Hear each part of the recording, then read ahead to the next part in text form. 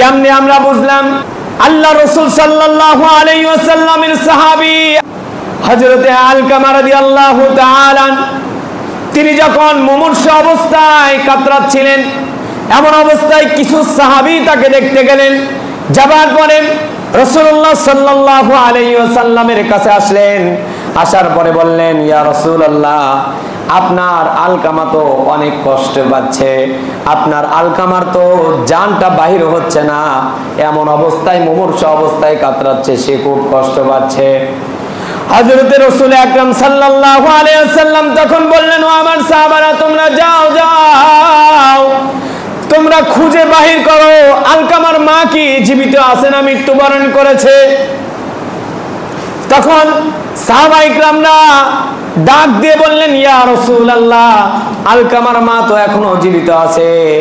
আল্লাহর রাসূল সাল্লাল্লাহু আলাইহি ওয়াসাল্লাম আলকামার মায়ের কাছে গেলেন আর ডাক দিয়ে বললেন, ও আলকামার মা, তোমার সন্তান যে মৃত্যুতে কাতরাচ্ছে, মুমূর্ষু অবস্থা, আচরণ তোমার সঙ্গে করেছে, আলকামার ব্যবহার সম্পর্কে তুমি একটু আমাকে বলো। হযরতে আলকামার মা এই কথা বলার সঙ্গে সঙ্গে রাসূলুল্লাহ সাল্লাল্লাহু আলাইহি ওয়াসাল্লামকে ডাক দিয়ে বললেন, ইয়া রাসূলুল্লাহ, আমার আলকামা সব দিকে ভালো ছিলেন, তাহাজ্জুদ গুজারি ছিলেন, ইবাদত গুজারি ছিলেন, সব কিছুই আমার আলকামার ভালো ছিল, কিন্তু একটা জিনিস আমার আলকামার খারাপ ছিল ইয়া রাসূলুল্লাহ, আমি যেটা বলতাম তার উল্টা আমার আলকামা করত। তার স্ত্রীর কথা মতো সে চলতো। ইয়া রাসূলুল্লাহ, আমি আমার আলকামাকে মাফ করতে পারবো না, আপনি যতই রিকোয়েস্ট করেন আমি মাফ করতে পারবো না। আল্লাহ রাসূল সাল্লাল্লাহু আলাইহি ওয়াসাল্লাম কত ভাবে রিকোয়েস্ট করলেন, কিন্তু আলকামার মা স্বীকার হচ্ছিলেন না। এমন অবস্থায় রাসূলুল্লাহ সাল্লাল্লাহু আলাইহি ওয়াসাল্লাম তখন বললেন, ঠিক আছে, আলকামা যেহেতু জাহান্নামী হবে, জাহান্নামে যেহেতু জ্বলতেই হবে, তাহলে আমার আলকামাকে আমি দুনিয়াতেই জ্বলতে দেখব। আলহামদুলিল্লাহিল্লাযী জাআলা আশ-শামসা ওয়াল কমারা বিহুসবান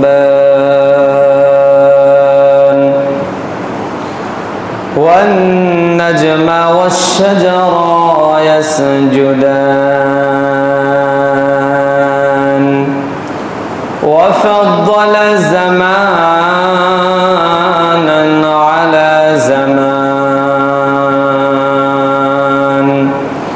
কামা ফাদ্দালা মাকানান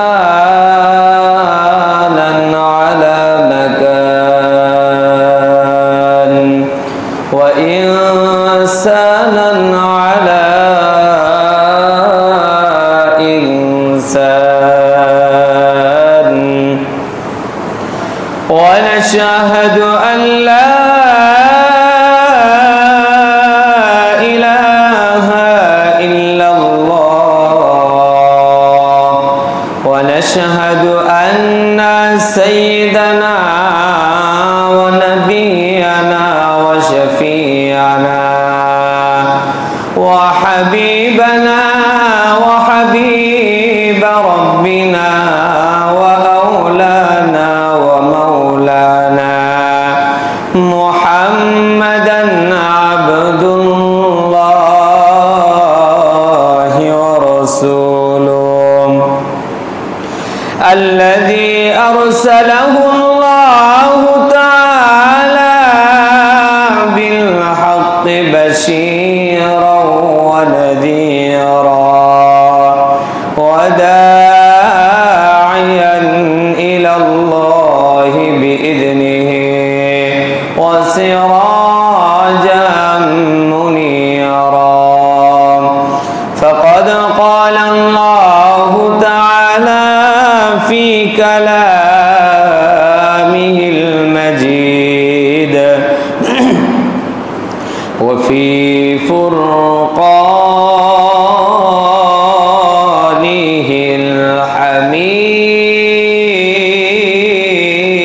الحميد أعوذ بالله من الشيطان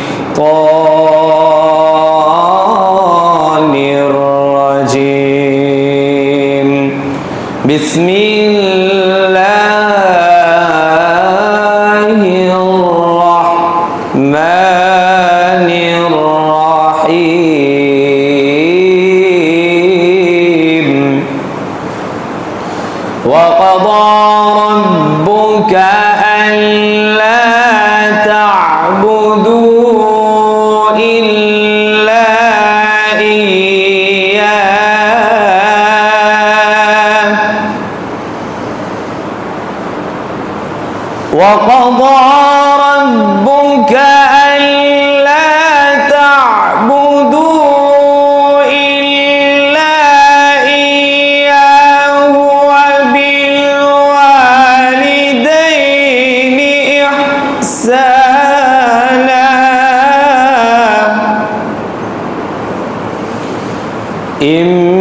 إما يبلغن عندك الكبر أحدهما أو كلاهما فلا تقل لهما أف ولا تنهرهما وقل لهما قولا كريما الحمد لله সমস্ত তারিফ ও প্রশংসা একমাত্র আল্লাহ সুবহানাহু ওয়া তাআলার জন্য, যে আল্লাহ সুবহানাহু ওয়া তাআলা আমাদের সকলকে সুস্থ শরীরে তার গোলামের উদ্দেশ্যে আগে ভাগে আসার সুযোগ তৌফিক দান করলেন। এই জন্য আমরা সকলে জবান ছেড়ে দিয়ে শুকরিয়া আদায় করি আলহামদুলিল্লাহ। লক্ষ কোটি দরুদ সালাম বর্ষিত হোক আকাই নামদার তাজদার মদিনা আহমদ মুস্তাফা মুহাম্মদ মুস্তাফা, সকলে বলি সাল্লাল্লাহু আলাইহি ওয়াসাল্লাম। সম্মানিত মুআজ্জিজ হাজিরিন, আপনারা কেমন আছেন? আলহামদুলিল্লাহ, আল্লাহ পাকের অশেষ কৃপায় আমিও ভালো আছি। আজকে পবিত্র জুমার দিন। জুমার দিনে বান্দার কিছু কাজ থাকে, যত কাজই থাক সবচাইতে উত্তম কাজ হচ্ছে আজান হবার পরে সব কাজকে ফেলে দিয়ে আল্লাহর ডাকে সাড়া দেওয়া। আজকের দিনের কাজ এটা, তাই না? আল্লাহ রাব্বুল আলামিন কোরআনুল কারীমের ভিতরে বললেন, ইযা নুদিয়া লিস-সালাহ মিন ইয়াউমিল জুমআহ ফাসআউ ইলা যিকরিল্লাহ। আল্লাহ বললেন, হে ঈমানদারেরা, তোমরা কি করো? আমার ডাক শোনার সঙ্গে সঙ্গে ব্যবসা বাণিজ্য কাজ কর্ম যা কিছু আছে সব তোমরা ফেলে রেখে আমার ডাকে সাড়া দাও। তাহলে আমরা অবশ্যই আল্লাহ সুবহানাহু ওয়া তাআলার নৈকট্য যদি লাভ করতে চাই, তাহলে আমরা অবশ্যই আল্লাহ পাকের ডাকে সাড়া দেব। যদি কেউ আল্লাহ পাকের তোয়াক্কা না করে, যেমন কিছু মানুষ আছে তারা বলে মারা যাবার পরে আমার তো হিসাব হবে, মারা যাবার পরে হিসাব হওয়ার সময় কেউ তো আমাকে দেখবে না, কবরে রেখে আসবে, আমাকে আযাব দিবে, কেউ তো দেখবে না, ওই আযাবটা আমি একাই বহন করব। এই কথা অনেকেই বলে, ওখানে তো দেখার কেউ নেই। সম্মানিত মুআজ্জিজ হাজিরিন, আমরা যারা এই কথা আমাদের ভিতরে যারা বলে, তারা হয়তো জানে না আল্লাহ রাব্বুল আলামিন লক্ষ লক্ষ কোটি কোটি মানুষের সামনে হিসাবের ব্যবস্থা করবেন। মানুষ লজ্জিত হয়ে যখন বাম হাতে আমলনামা দেওয়া হবে, মানুষ লজ্জিত হয়ে দৌড়াতে থাকবে আর চিন্তা করবে যে আমি আমার পরিবার থেকে লুকায়ে থাকি, এই চিন্তা করবে। আর কিছু মানুষ বলে যে আমাকে আযাব দিবে, কেউ দেখবে না। আল্লাহ আমাদেরকে বোঝার তৌফিক দান করুন। আজকে আমার আলোচনার মূল বিষয়টা হচ্ছে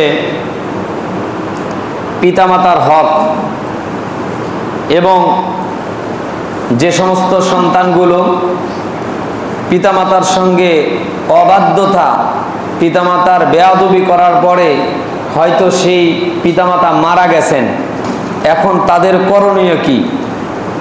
তারা এখন কি করবে? তারা কি মাপ পাবে? এই বিষয় নিয়ে আজকের আলোচনা। আল্লাহ পাক আলোচনাগুলো গোছায়া সঠিকভাবে বুঝায়া আমলে নেওয়ার মতো তৌফিক দান করুক, আল্লাহুম্মা আমিন। আল্লাহ সুবহানাহু ওয়া তাআলা কোরআনুল কারীমের ভিতরে ঘোষণা করলেন,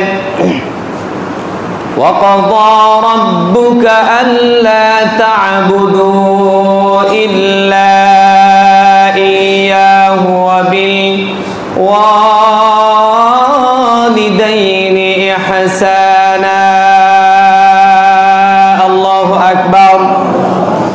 আল্লাহ রাব্বুল আলামিন বললেন, তোমার প্রতিপালক তোমার রবের চাইতে, রবের পরেই যাদের হক, রবের পরে যাদের আনুগত্য করা, তারাই হচ্ছে তোমাদের পিতামাতা। এবং তাদের সঙ্গে ইহসান শব্দের অর্থ তাফসীরকারকরা বিশ্লেষণ করে বলেন, তারা লেখেন এমন ভাবে ইহসান পিতামাতার সঙ্গে করা উচিত যেমন ভাবে আপনার আমার জীবনের যত উপার্জন রয়েছে সব উপার্জন তাদের পায়ের নিচে ঢেলে দেওয়া, এটার নামে হচ্ছে ইহসান করা।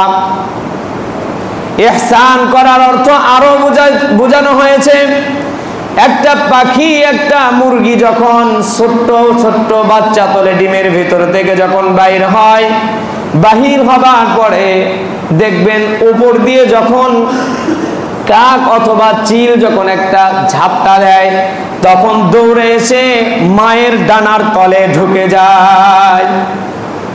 তাফসীরকারক বলেন, পাখি যেমনি ভাবে ছোট্ট বাচ্চা তোলার পরে এই বাচ্চাকে যেমনি ভাবে দুইটা ডানা দ্বারা ঝাপটায়া নিয়ে আদর করে যত্ন করে যেমন ভাবে লালন পালন করে বড় করে, তেমনি ভাবে তোমার আমার মা এমনি ভাবে আমাদেরকেও বড় করেছে। আমাদের মা বাবাও তেমনি ভাবে আমাদেরকে আদর করে যত্ন করে, যার উপরে স্নেহ নাই সেই রকম স্নেহ করে আমাদেরকে আমাদের বাবা মা যত্ন করে বড় করেছে, ইহসান করেছে আমাদের উপরে। তেমনি ভাবে একজন মা অথবা বাবা যখন বৃদ্ধ হয়ে যায়, আল্লাহ রাব্বুল আলামিন বললেন, আল্লাহ রাব্বুল আলামিন বলতেছেন, ইম্মা ইয়াবলুগান্না ইনদাকাল কিবারা আহাদুহুমা আও কিলাহুমা ফালা তাকুল লাহুমা উফফি ওয়ালা তানহারহুমা। আল্লাহ রাব্বুল আলামিন বলতেছেন, তোমাদের পিতামাতার ভিতরে দুইজনের ভিতরে যদি তোমরা একজনকে পাও অথবা দুইজনকে পাও বৃদ্ধ অবস্থায়, তাদের সঙ্গে কখনো উফফি ওয়ালা তানহারহুমা, তাদেরকে কখনোই রাগ হয়ে কোনো কথা বলো না। আপনি আমি যখন ছোট ছিলাম, রাস্তা দিয়ে যদি কোনো জায়গায় হাঁটতে শুরু করি, এটা কেমন ভাবে আমরা বুঝবো? আমাদের ছেলের দিকে তাকালে, ছেলে মেয়েদের দিকে তাকালে আমরা বুঝতে পারি। অনেক দিন আগে একটা গল্প পড়ছিলাম, এই গল্পের ভিতরে এমন ভাবে বাবা মার গুরুত্বটা বোঝানো হয়েছে। রাস্তা দিয়ে হাঁটতেছেন, এমন অবস্থায় বলতেছে একটা গ্লাসে পানি, সন্তান বারবার বলতেছে, বাবা এই গ্লাসে কি এটা? বাবা তখন বলতেছে এটা পানি। এইরকম ভাবে কয়েকবার যখন জিজ্ঞাসা করেছে, এই বাবা এই যে কয়েকবার জিজ্ঞাসা করতেছে, এই কথাটুকু আবার বাড়িতে যাওয়ার পরে লিখে রাখছিলেন। হঠাৎ দীর্ঘদিন পর যখন ওই বাবা বৃদ্ধ হয়ে গেছে, আবার ওই সন্তানের সঙ্গে বাহিরে গেলেন। যাবার পরে একটা জিনিস দেখার পরে বললেন যে বাবা এটা কি? সন্তান তখন বলতেছে এটা কাক। এরকম ভাবে দুইবার যখন বলেছে, তখন সন্তান রেগে গেলেন আর বলতে থাকলেন, এক কথা কয়বার বলতে হয়? আমাদের আচরণও কিন্তু এরকম, আমাদের আচরণ ব্যবহারটাও এরকম। বাবা যদি এক কথা এক থেকে দুইবার বলে, এরপরে আমাদের বিরক্ত লেগে যায়। মা যদি এক কথা দুইবার বলে, তাহলে আমাদেরকে বিরক্ত লেগে যায়। আর এই যে বিরক্ত যে লাগবে, এটা আল্লাহ রাব্বুল আলামিন জানেন। এই জন্য আল্লাহ রাব্বুল আলামিন বললেন, উফফি ওয়ালা তানহারহুমা ওয়া কুল লাহুমা কাওলান কারীমা। তোমাদের পিতামাতা বৃদ্ধ হলে বুদ্ধি কমে যাবে। তোমাদের পিতামাতা যখন বৃদ্ধ হয়ে যাবে তখন তাদের নিজেদের শারীরিক ক্ষমতা কমে যাবে, জায়গায় প্রস্রাব করবে, জায়গায় পায়খানা করবে, এমন অবস্থায় তারা বিশ্রী অবস্থায় থাকবে। কিন্তু যতই কষ্ট হোক না কেন পিতামাতার খেদমত যদি আমরা করতে পারি তাহলে আমাদের 5টা উপকার আছে। কয়টা? 5টা উপকার আছে। এই 5টা উপকার আল্লাহ রাব্বুল আলামিন আমাদেরকে দিবেন। তার ভিতরে সর্বোচ্চ প্রথম যেটা, সেটা হচ্ছে আল্লাহ পাকের সন্তুষ্টি, আল্লাহ পাকের ভালোবাসা অর্জন। সুবহানাল্লাহ। আল্লাহ রাসূল সাল্লাল্লাহু আলাইহি ওয়াসাল্লাম বলেন, রিদাল্লাহি ফি রিদাল ওয়ালিদাইনি ওয়া খাসাতুল্লাহি ফি সাখাতিল ওয়ালিদ। আল্লাহ রাসূল বললেন, একজন বাবা সন্তান দুইজনের ভিতরে এমন সম্পর্ক থাকবে, তাদের ভিতরে যদি সন্তান বাবা দুইজন যদি সন্তুষ্ট থাকে আল্লাহ রাব্বুল আলামিন তাদের উপরে সন্তুষ্ট থাকবে। সুবহানাল্লাহ। যদি বাবা সন্তানের উপরে সন্তুষ্ট না থাকে আর সন্তান বাবার উপরে সন্তুষ্ট না থাকে তাহলে দুইটা এলোমেলো এমন ভাবে আমরা হয়তো মনে করি যে সন্তানের কিছু হক বাবাকে আদায় করতে হবে, বাবা যদি হক আদায় না করে তাহলে মনে হয় বাবার উপরে চড়াও হওয়া যাবে। বলেন তো চড়াও হওয়া যাবে? চড়াও হওয়া যাবে? বাবা যদি আপনার সম্পদ, হয়তো আপনারা দুই ভাইয়ের ভিতরে এক ভাই হয়তো 5 বিঘা জমি আছে, একজনকে 3 বিঘা দিয়ে দিছে আর একজনকে 2 বিঘা দিছে, তাহলে যে 2 বিঘা পাইছে এই যদি আন্দোলন করে তাহলে পিতার বিরুদ্ধে আন্দোলন করতেছে, এটা কি করা কখনোই সম্ভব? আমরা করি তাই না? আমরা করি, কিন্তু পিতার বিরুদ্ধে কখনো এইরকম আন্দোলন করা যাবে না, এটা একদম হারাম। আল্লাহ রাসূল সাল্লাল্লাহু আলাইহি ওয়াসাল্লাম সাহাবায়ে কেরামদেরকে নিয়ে বসেছিলেন, এমন অবস্থায় একজন সাহাবী আসলেন। আসা মাত্রই আল্লাহর রাসূলের উপরে ওহী নাজিল হয়ে গেল। আর ওইটা নাজিল হওয়ার পরে আল্লাহ রাসূল সাল্লাল্লাহু আলাইহি ওয়াসাল্লামকে জিবরাইল কানে কানে বলতেছেন, ইয়া রাসূলুল্লাহ, দেখেন আপনার সামনে একজন সাহাবী আসছে, এ তার নিজের পিতার বিরুদ্ধে আপনার কাছে নালিশ করতে আসছে। আল্লাহ রাসূল ওই সাহাবীকে ডাকলেন আর যা যা জিবরাইল আলাইহিস সালাতু ওয়াস সালাম বলে গেলেন সব তাকে বললেন এবং ওই সাহাবীকে বললেন, ও আমার সাহাবী, ভালোভাবে শুনে নাও, পিতা যদিও ইহুদি হয়, পিতা যদিও তোমার উপরে জুলুম অত্যাচার করে, এরপরেও কখনো তুমি পিতা মাতার বিরুদ্ধে নালিশ করতে পারবা না। এই হক তারা কোথায় আদায় করে দিবে? হাসরের ময়দানে আল্লাহ রাব্বুল আলামিন তাদেরকে ধরবেন। কিন্তু আপনার আমার উচিত হচ্ছে, এমনও আছে সমাজের ভিতরে মানুষ বাবা জমাজমি একটু কম বেশি করে গেছে, কবরের পাশ দিয়ে সন্তান যায় আর বলে, এখন কেমন হচ্ছে, এখন কবরে কেমন হচ্ছে, এই কথাও বলে, আবার গালিগালাজ করে পিতাকে। এরকম কোনো অপশন নাই, আপনি কোনো অপশনেই পিতামাতার বিরুদ্ধে কোনো কথাই বলতে পারবেন না, আল্লাহ এটা বন্ধ করে দিয়েছে। আপনার একটাই কাজ, সেটা হচ্ছে ইহসান করা। আপনার আমার একটাই কাজ, সেটা কি করা? ইহসান করা। ইহসান কেন করব আমরা? কারণ একজন মা বাবা, আমরা এখন বুঝি যে সন্তানের কত মর্যাদা, সন্তান পিতার কাছে কত মূল্যবান, তেমনি ভাবে আমার সন্তান যেমন আমার কাছে মূল্যবান, আমরাও তেমন আমাদের পিতামাতার কাছে মূল্যবান, ঠিক কিনা? এই জন্য আমরা অবশ্যই পিতামাতার উপরে কি করব? ইহসান করব।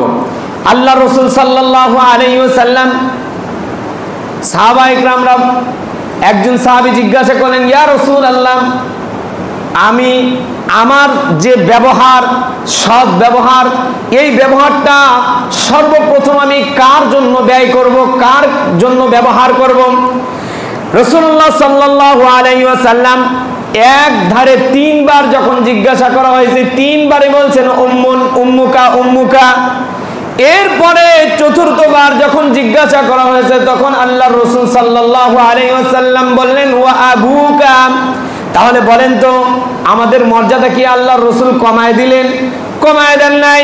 রাসূলুল্লাহ সাল্লাল্লাহু আলাইহি ওয়াসাল্লাম মার মর্যাদা কেন বৃদ্ধি করলেন? এই যুগে বিজ্ঞানরা তখন প্রমাণ করতে চাইলেন, বিজ্ঞানরা যখন প্রমাণ করতে চাইলেন তখন তারা গবেষণা করে বুঝতে পারলেন একজন মা সন্তানের জন্য কত কষ্ট করে। আপনার আমার মা জন্ম দেওয়ার পূর্বে তার একটা থলি আছে, জন্ম দেওয়ার মতো একটা থলি আছে, জায়গা আছে। সেই জায়গাটা হচ্ছে 10 ইঞ্চি লম্বা। কয় ইঞ্চি? 10 ইঞ্চি লম্বা। কিন্তু আমরা যখন মায়ের পেটের ভিতর থেকে যখন সন্তান বাইরে হয়, সে কি 10 ইঞ্চি হয়ে বাইরে হয়? 10 ইঞ্চি হয়ে বাইরে হয়? হয় না।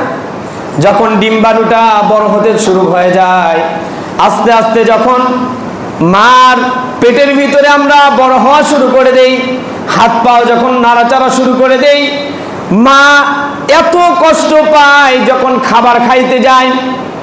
খাবার খাইতে যাওয়ার পরে মা যখন লোকমাটা মুখে দিবে, এমন সময় মার পেটের ভিতরে যখন লাথি মারা হয়, মা যখন মুখের খাবারটা প্লেটের উপরে রাখে এবং চুপচাপ হয়ে থাকে, কাউকে বলতেও পারে না, চিৎকার করতে পারে না, কারণ তার পেটের ভিতরে তার আদরের সোনামণি আছে। এই আনন্দে চিৎকারও করে না। যত কষ্টই হোক না কেন কষ্ট সহ্য করে মা খাবারের প্লেটটা সরে দেয়, কিন্তু কাউকে কোনো কথা বলে না। আস্তে আস্তে যখন আমরা মার পেটের ভিতরে যখন 11 ইঞ্চি লম্বা হয়ে যায়, 11 ইঞ্চি যখন লম্বা হয়ে যায়, ওই সময় মার কলিজার নিচে আমাদের পা চলে যায়। আমাদের পা তখন কোথায়? মার কলিজার নিচে। আস্তে আস্তে যখন বড় হওয়া শুরু করতেছি, হাত পা যখন বেশি নড়াচড়া করে, মার কলিজার পর্দাটা ছিঁড়ে যায়। মা কাউকে বলতেও পারে না। যখন সর্বোচ্চ বড় হয়ে যায়, আমরা মাকে 3টা লাথি মারি, সর্বোচ্চ লাথি। মার পেটের ভিতরে আমরা সর্বমোট গবেষণা করে দেখা গেছে 4500-এরও অধিক। কত? 4500-এরও অধিক মার পেটের ভিতরে আমরা লাথি দিই। তার ভিতরে সর্বোচ্চ লাথি যেটা, সেটা হচ্ছে 3টা। কয়টা? 3টা। প্রথম লাথি যখন মার পেটের ভিতরে মারা হয়, তখন আমরা যে থলির ভিতরে থাকি, যে ডিম্বাণুর ভিতরে থাকি, এই ডিম্বাণুটা ফেটে যায়। দ্বিতীয় নাম্বার লাথি মারার পরে মার জরায়ুর পর্দাটা ফেটে যায়। তৃতীয় নাম্বার লাথি যখন মারলাম, মার কলিজার ভিতরে এমন জোরে আঘাত দিলাম, দিবার পরে আমরা জমিনের আসলাম। আসার পরে আল্লাহ পাকের সিস্টেম দেখেন। আল্লাহ রসুল কেন মাকে এত মর্যাদা দিয়ে 3বার মায়ের কথা বললেন, এটা বুঝাতে চাচ্ছিলাম। কলিজার পর্দা যখন আমরা ছিঁড়ে দিলাম, ছিঁড়ে দিবার পরে দুনিয়াতে আসার পরে যতবার আমরা বলি উম্মা উম্মা, যতবার বলবো আমরা তো শুনি ওয়া ওয়া। যতবার সন্তান বলতে থাকবে উম্মা উম্মা বলতে থাকবে, তত তাড়াতাড়ি আল্লাহ রাব্বুল আলামিন মায়ের কলিজার পর্দা সেলাই করে দেয়। সুবহানাল্লাহ। তাহলে মার কলিজার পর্দাটা ছিঁড়ে গেছে, এটা সেলাই হয়ে যায় কখন? যখন আমরা বেশি কান্না করি। আমাদের ভিতরে একটা খাসলত আছে, সেটা হচ্ছে আমাদের সন্তানরা যদি বেশি কান্না করে, আমরা তাড়াতাড়ি হুজুরের কাছে নিয়ে দৌড়াই, হ্যাঁ, তাড়াতাড়ি তাবিজ করি। এটা বলবো না যে এটা করবেন না, করবেন, সমস্যা নাই, কিন্তু আমরা কয়েকটা ধাপে কান্না করি। হয়তো আজকে কথাটা নতুন শুনতেছেন, কিন্তু এগুলো গবেষণা করে এরপরে বাইর করা হয়েছে, সেখান থেকেই আমরা এগুলো নোট করে নিয়ে আসছি আপনাদেরকে বলার জন্য। তাহলে গবেষণা করে দেখা গেছে কয়েকটা ধাপে সন্তান কান্না করে। তার ভিতরে 1 নাম্বার হচ্ছে সন্তান যখন জন্মগ্রহণ করে, করার পরে আল্লাহ পাকের জিকির করে। কয়েক মাস, ধরেন 1 মাস আল্লাহ পাকের জিকির করবে। যত কান্না করবে তত আল্লাহর জিকির করবে। এরপরের মাসে যত কান্না করবে তত আল্লাহ রসুলের উপরে দরুদ করবে। সুবহানাল্লাহ। তাহলে এরকম কয়েকটা ধাপ আছে।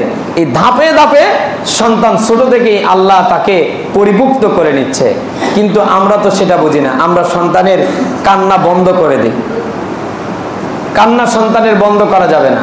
আপনি একটা জিনিস চিন্তা করে দেখবেন, আল্লাহ পাক এই যে আমাদেরকে গলার এইটুকু জায়গা এমন ভাবে ফিট করে দিয়েছেন, যারা হেফজখানায় পড়ে, কোরআন পড়ে, তারা জানে যে এই গলাটা কয়বার যে ভাঙবে আর কয়বার যে আবার ঠিক হয়। যতবার ভাঙবে ততবারই আল্লাহ সুন্দরভাবে আবার পুনরায় তার চাইতে দ্বিগুণ সুন্দর করে আবার তৈরি করে দেয়। সুবহানাল্লাহ। কথা বলতেছিলাম, একজন মার মর্যাদা কেন বেশি হলো? তাহলে মায়ের মর্যাদা, এই যে কষ্টটা মা করলেন, এই কষ্টটা কি বাবা করেছেন? বাবা করে নাই। আপনার আমার মা, আমরা যখন বাড়ি থেকে অনেক দূরে চলে যাই, তখন ওই যে কলিজার পর্দাটা ছেঁড়া আছে, সেলাই করা আছে, এইটা শুকায় না। এইটা আমরা যখন দূরে চলে যাই, তখন মার কলিজার ভিতরে তখন চিনচিন করতে থাকে। সুবহানাল্লাহ। মা তখন বুঝতে পারে যে আমার সন্তান কষ্টে আছে, আমার সন্তানটা কোথায় গেল, কেমন আছে। এরকম ভাবে মা যখন চিন্তা করতে থাকে, তখন মার ওই জায়গাটায়, যে জায়গা শুকায় না এখনো, সেই জায়গাটা চিনচিন করতে থাকে। সম্মানিত মুআজ্জাজ হাজিরিন, আমরা যদি মা বাবার সঙ্গে সৎ আচরণ না করি, তাহলে আমাদের জন্য জান্নাত বন্ধ। আল্লাহ রাসূল সাল্লাল্লাহু আলাইহি ওয়াসাল্লাম সাহাবায়ে কিরামদেরকে ডাক দিয়ে বললেন, ও আমার সাহাবারা, তোমরা কি জানো সবচাইতে বড় গুনাহ কয়টা? দুইটা আছে, তোমরা কি জানো? আল্লাহ রাসূল সাল্লাল্লাহু আলাইহি ওয়াসাল্লামের সাহাবারা তখন বললেন, ইয়া রাসূলুল্লাহ, আপনি আর আল্লাহই ভালো জানে, আপনি একটু আমাদেরকে জানায় দেন, আমরা একটু শুনি। রাসূলুল্লাহ সাল্লাল্লাহু আলাইহি ওয়াসাল্লাম তখন ডাক দিয়ে বললেন, ও আমার সাহাবারা, তোমরা শোনো, আল্লাহর সঙ্গে শিরিক করা এটা একটা কবিরা গুনাহ, সবচেয়ে বড় গুনাহ। এরপরে পিতামাতার অবাধ্য যারা হয়, তারা হচ্ছে সবচাইতে বড় কবিরা গুনাহ করে। পিতামাতার থেকে যদি মাফ না নেয়, তাহলে ওই সন্তানগুলো জাহান্নামী হয়ে যাবে। কেমনে আমরা বুঝলাম? আল্লাহ রাসূল সাল্লাল্লাহু আলাইহি ওয়াসাল্লামের সাহাবী আলকামা, হযরতে আলকামা রাদিয়াল্লাহু তাআলা, তিনি যখন মুমূর্ষ অবস্থায় কাতরাচ্ছিলেন, এমন অবস্থায় কিছু সাহাবী তাকে দেখতে গেলেন। যাবার পরে রাসূলুল্লাহ সাল্লাল্লাহু আলাইহি ওয়াসাল্লামের কাছে আসলেন। আসার পরে বললেন, ইয়া রাসূলুল্লাহ, আপনার আলকামা তো অনেক কষ্ট পাচ্ছে, আপনার আলকামার তো জানটা বাহির হচ্ছে না, এমন অবস্থায় মুমূর্ষ অবস্থায় কাতরাচ্ছে, সে খুব কষ্ট পাচ্ছে। হযরতে রাসূল আকরাম সাল্লাল্লাহু আলাইহি ওয়াসাল্লাম তখন বললেন, ও আমার সাহাবারা, তোমরা যাও, তোমরা খুঁজে বাহির করো আলকামার মা কি জীবিত আছে না মৃত্যুবরণ করেছে। তখন সাহাবায়ে কিরামরা ডাক দিয়ে বললেন, ইয়া রাসূলুল্লাহ, আলকামার মা তো এখনো জীবিত আছে।